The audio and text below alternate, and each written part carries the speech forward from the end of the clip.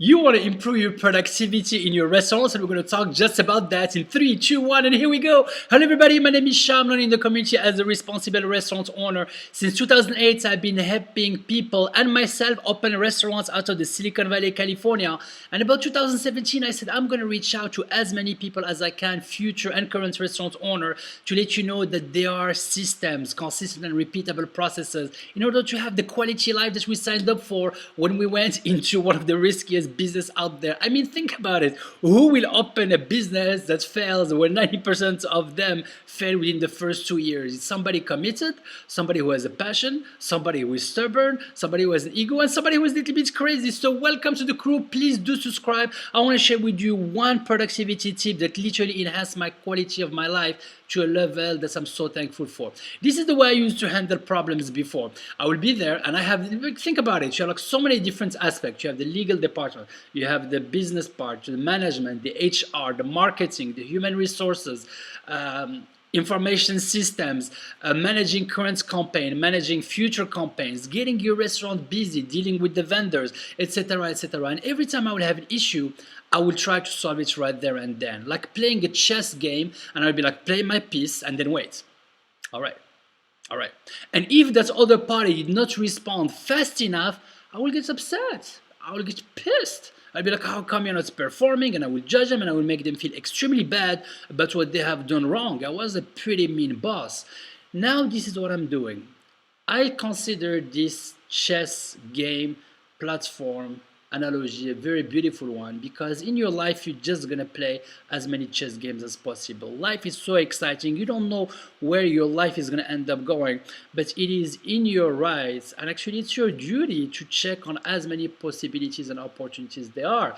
This is the way you're gonna need to do them. Every single one of these opportunities, as every single one of the tabs that are open on your computer right now, are opportunities for you that will lead you maybe to success, or they may land up to pretty much anything or nothing.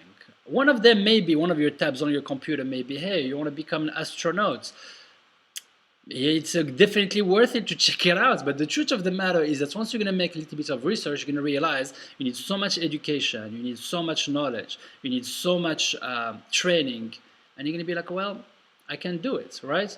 But it is in your right to check out every single opportunity out there. And that's the way I handled my business. Every single one interaction was a chessboard. I will do my due diligence and I will go back and take care of something else. Now, there is a time where the other party that you're playing the chessboard with will respond. And then you have to make a choice. Who deserves my attention the most? Who's going to get me paid first? Who has the better potential for me to become the happiest? That you don't know. You don't know if this person that you're talking to, that you start this conversation with, is literally going to open doors for you that's going to lead you to actually the fulfillment of your life, whatever that may be. And you, as most of the people, you're just trying to discover that. So you do your own diligence. You play a piece and don't wait for the other party to respond, because you have so many other things you need to do. Go ahead and do them. And then when the time comes for you to respond, then you have to make a choice. What do I need to focus on? And that's why you need to have a very clear vision of what matters first. For the longest time in my restaurant, I was just turning off fires. Anytime something happens, I need to address it, fix it, and take care of it, get to the bottom of it right there and then before I move on to something else. Now, I take an action, my time is limited. Whenever I have a time to interact with somebody, they better make the best usage of their time with me. Now, here is the thing. There is something that's urgent and important. For example, paying your bills. Even when it comes to your bills, do you have all to pay all of them at the right time, at the exact time? Maybe you don't have the cash flow for it, but I do know that some creditors will wait a little bit longer. For example, you can't afford to not pay your electricity because you really need it in order to run your business. However, for example, the dishwashing machine, you talk to the agent, you talk to the reps, hey, you know what, this month may be a little bit more challenging.